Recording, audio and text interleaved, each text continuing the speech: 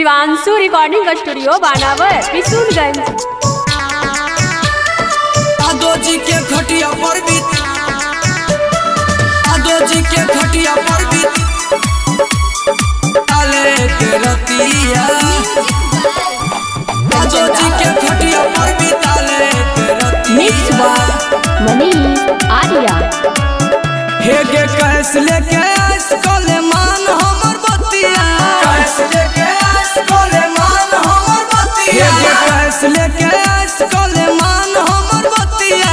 यादव जी के खटिया पर बिताले के रतिया, यादव जी के खटिया पर बिताले के रतिया, हे गे यादव जी के खटिया पर बिताले के रतिया। पहिले नजरिया में मार दही मतिया, यादव जी के खटिया पर बिताले के रतिया, यादव जी के खटिया पर बिताले के रतिया, हे गे यादव जी के खटिया पर बिताले के रतिया, यादव जी के खटिया पर बिताले के रतिया, यादव जी के खटिया पर यादव जी के खटिया पर बिताले के रतिया।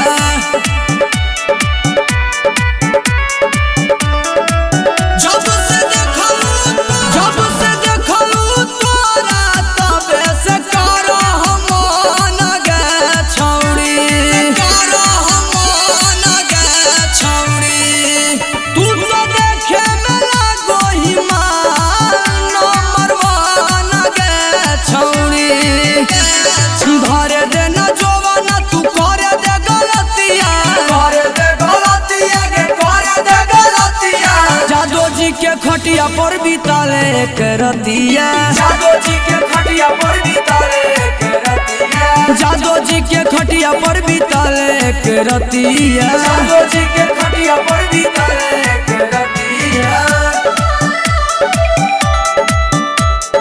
यादव जी के खटिया पर यादव जी के खटिया पर बिताले के रतिया।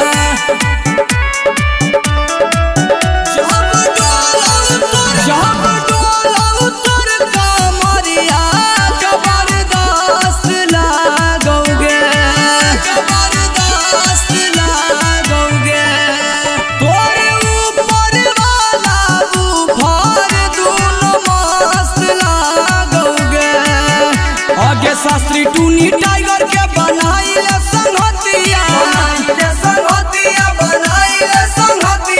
यादव जी के खटिया पर बिताले के रतिया, यादव जी के खटिया पर बिताले के रतिया, हीरा के खटिया पर बिताले के रतिया, हीरा के खटिया पर बिताले के रतिया। शिवांशु रिकॉर्डिंग स्टूडियो बानावर किशुनगंज।